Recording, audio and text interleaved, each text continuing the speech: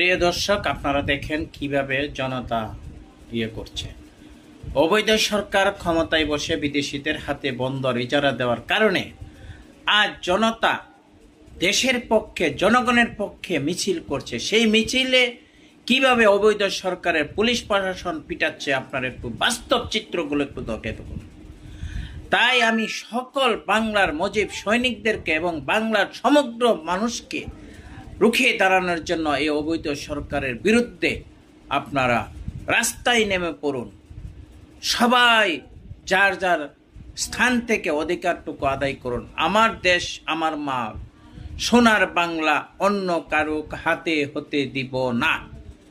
তাই আমি বাংলার জনগণের কাছে অনুরোধ করব, মাটি আমার বাংলার মা, জননেত্রী শেখ হাসিনার বাংলাদেশ অন্য কোনো বিদেশিদের হাতে